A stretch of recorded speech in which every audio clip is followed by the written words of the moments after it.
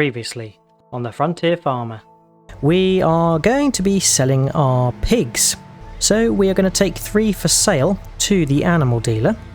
And then once we're back, we will see to some animal care.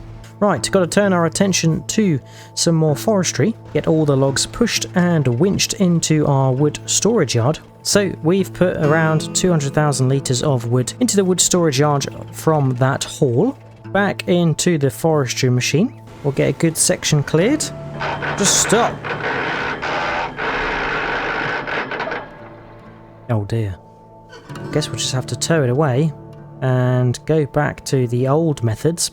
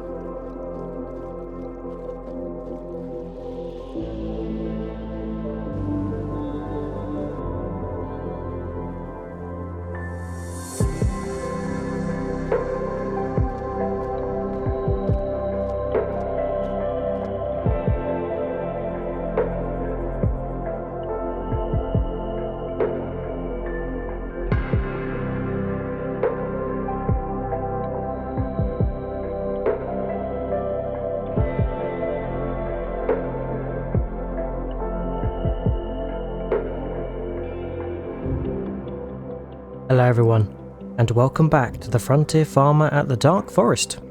It is now February, and I'm pleased to say that I think winter is behind us, and we've had no snow, which has made our lives a little bit easier with our winter project. Now I have been keeping myself busy and clearing away some of these stumps in readiness for today's activity, which is going to be some further forestering.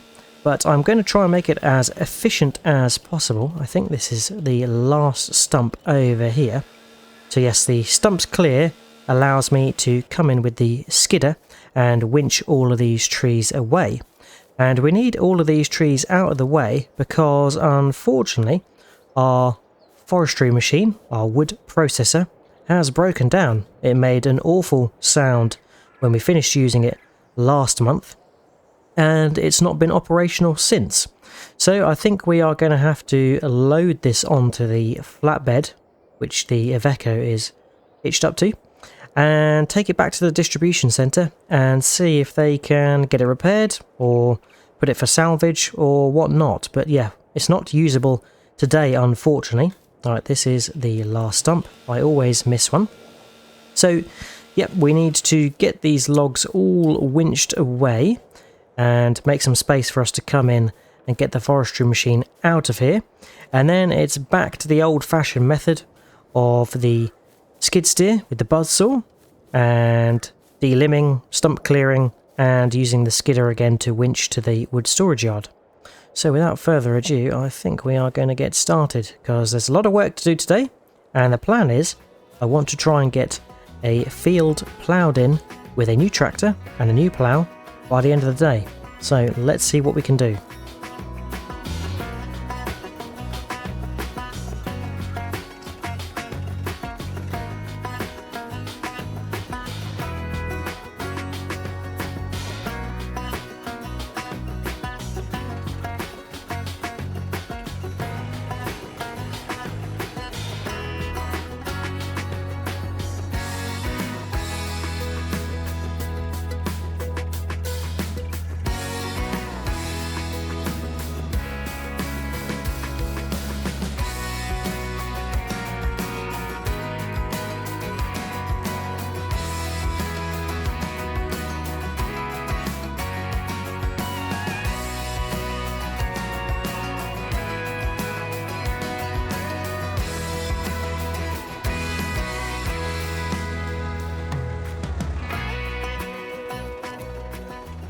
Okay, just winched up to the last little log that is here, and we can winch out the last load, and that's everything cleared from our last cutting spree.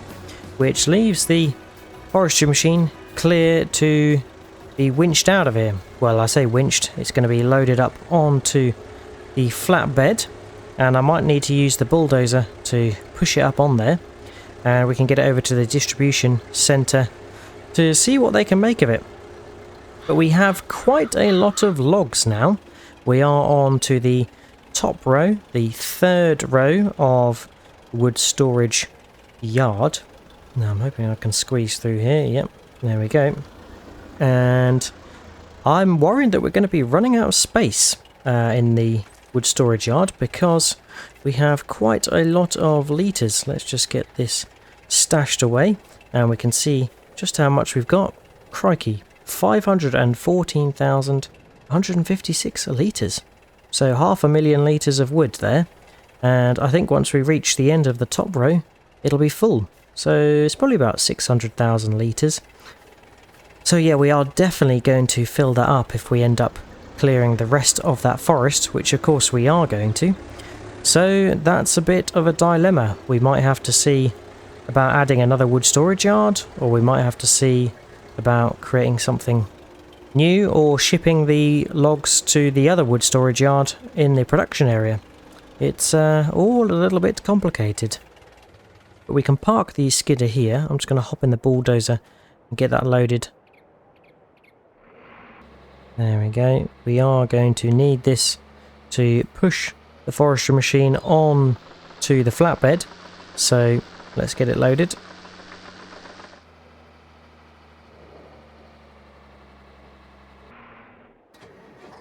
In the Iveco, get the ramp up, and we can head on over to rescue our forestry machine.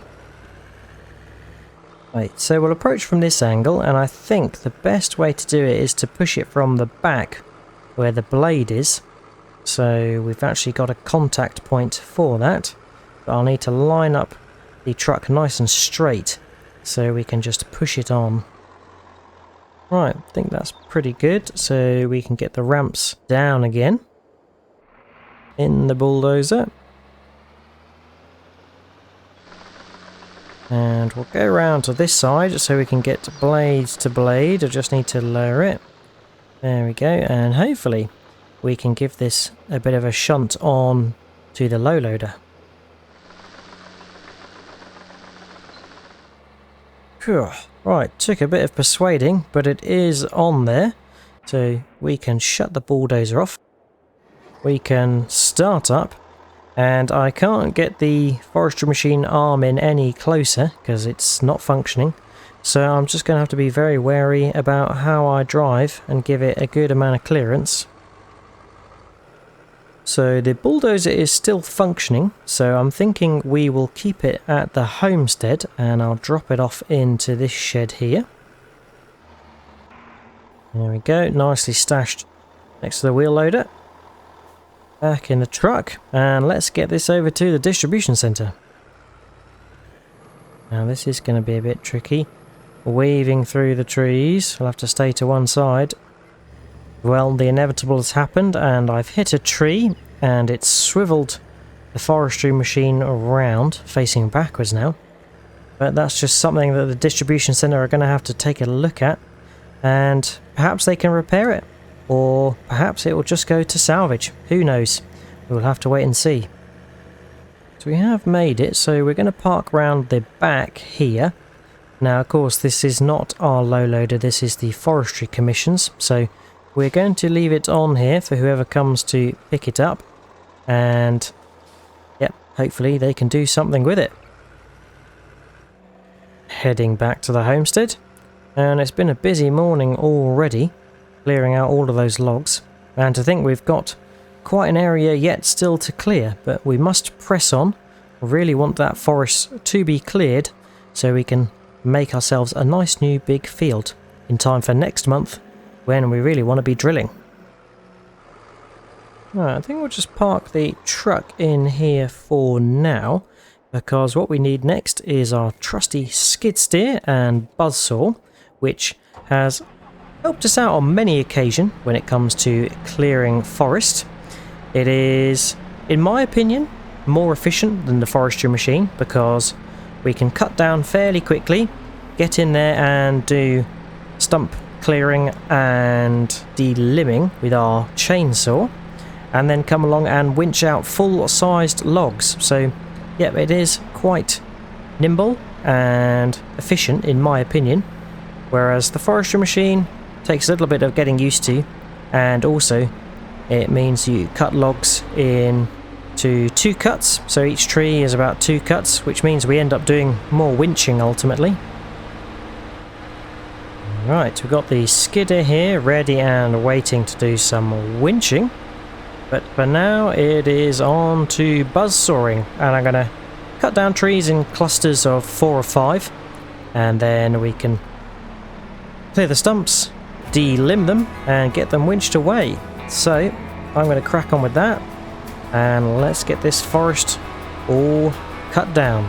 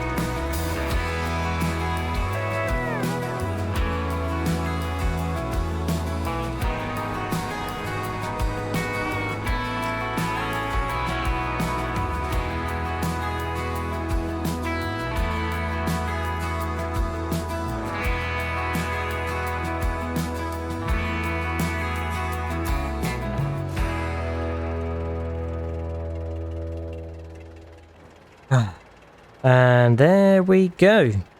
The last amount of logs deposited into the wood storage yard. And you'll notice that we've obviously been depositing to the wood storage yard at the production site. And that's because the wood storage yard at the homestead is full. And so is nearly this one. We're on to the third tier. 452,000 litres and 89. And that's pretty good. So we have got a lot of wood to run our productions, and also to keep the sawmills at the homestead and here very happy indeed. So yeah, I don't think we're going to be needing to do some forestry work for a long while. and we might have to see about ramping up some of our wood orientated productions so we churn through it much faster. But yeah, it is all clear now, that field. It's been a long old slog, and it's not been the easiest winching the logs through and over these bridges. Did get caught on a couple of occasions and has been a little bit tricky. But nonetheless, we have dragged logs through here over the bridges and into the other wood storage yard. Now I'd like to show you how much we have in this wood storage yard, because it is completely full. Well, apart from one log that is up the top left there, I think there is space for one more. In fact, maybe it is full, because it would look a little bit odd if there was a log there. But yes, it is absolutely full to the brim. 622,457 litres. So, yeah, between this and the other, we have 1 million litres of wood, or just over, which is pretty good. So, Thomas has got his work cut out for himself in this sawmill, and Derek has got his work cut out for himself at the production site sawmill. But yep, all of our productions can benefit from that now. The paper mill, the wood turner, and the pet accessory, I think, takes wood from the sawmill. So yeah, they're all going to benefit, which is really, really good. Right, let's go and inspect our new site. And it is quite a miraculous change to see it all cleared now. And of course, we've been busy cutting, de-limbing, de-stumping, and winching the trees away. And it's just been an absolute slog, to be honest. But you can see the scale of this field now goes all the way up to the rock borders. And what I hadn't noticed before is there are actually some hills in the distance. So it's a good thing we used these rocks as a nice boundary.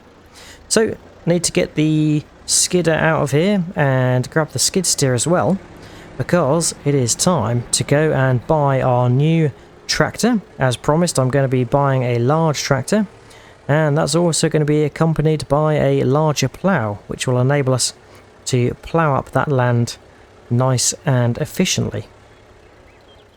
And the skidder can go in here in front of the stump grinder like it normally does. The Massey has been hard at work with the buzzsaw, as it usually is, and it's done a fantastic job.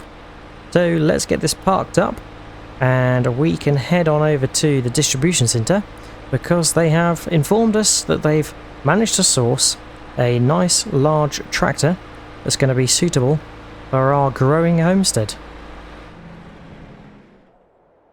There we go, all parked off, so that is fantastic. Right, a short walk over to the distribution centre, and we can get our eyes on our new tractor. We have made it, so let's see what they've got for us. And they have found something quite grand for us indeed. The Kiravet's K700A, and this whopper has 235 horsepower. Now we could look to upgrade it to 400 horsepower, but I think we're going to keep it at the base level and look to upgrade it and tune it in the future. But wow, what a beast. $80,150. We're going to buy it.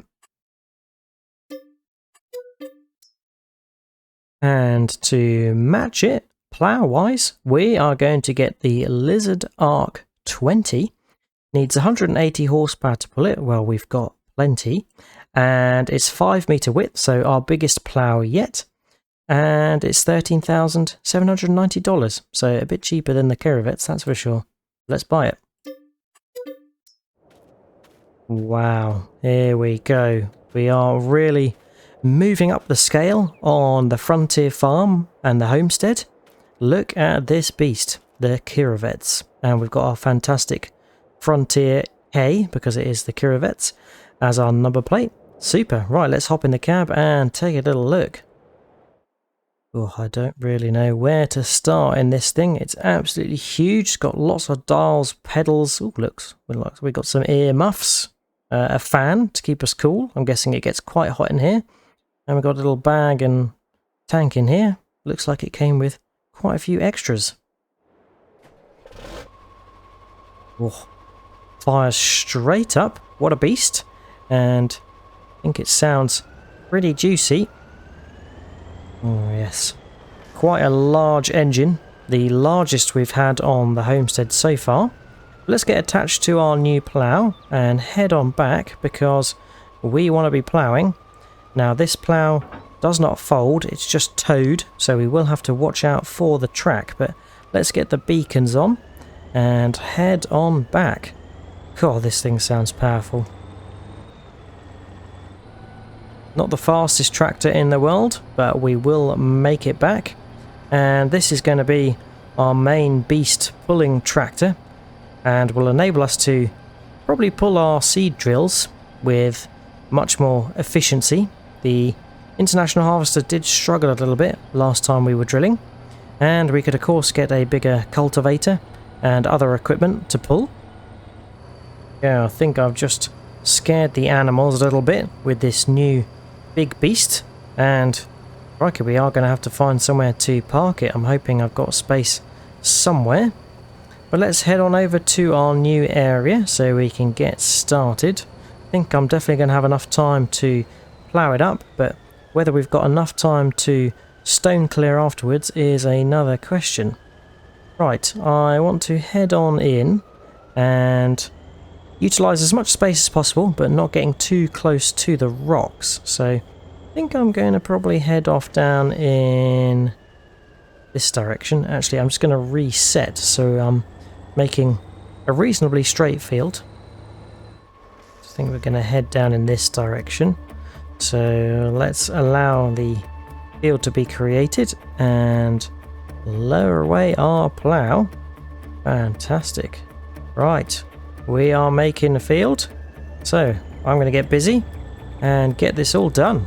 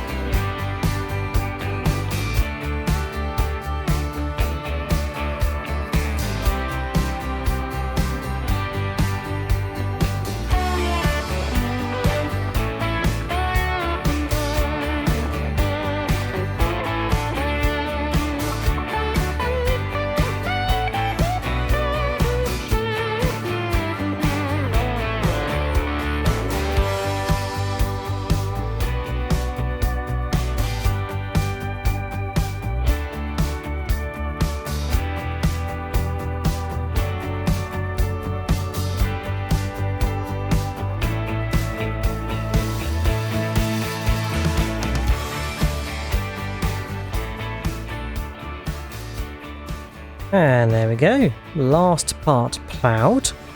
And I think it's fair to say that was a little bit tricky, took some getting used to.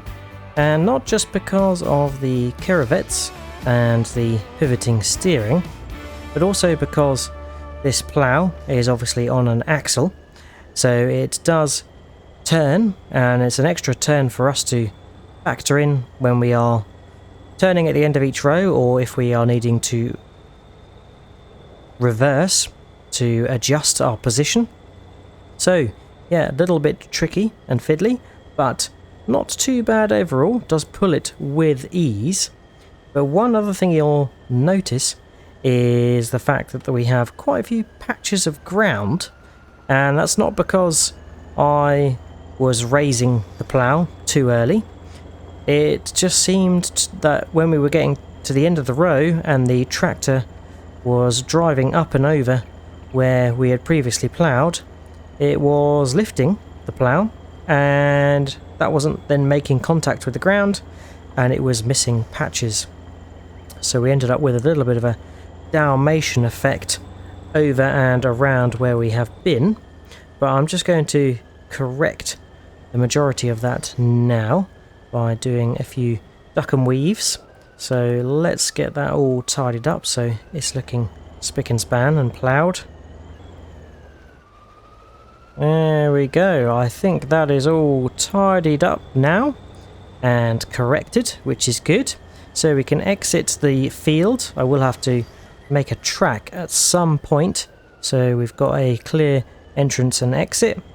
And yeah, debatable as to whether we should merge these two fields together, field 3 and 4, to make a bigger field. I think that would be a good idea, but let me know your thoughts. Right, we need to find a suitable place to park the plough and also the curvettes. Slow back up in, and we can drop that off in front of our other plough, and you can see that it is a good 1 meter wider, so did speed up the job. But I do wonder whether a non-axle turning plough would be better with the curvettes, because the curvettes of course has the pivoting steering in the middle, so it does make the steering a little bit more complicated if you have a plough that pivots as well.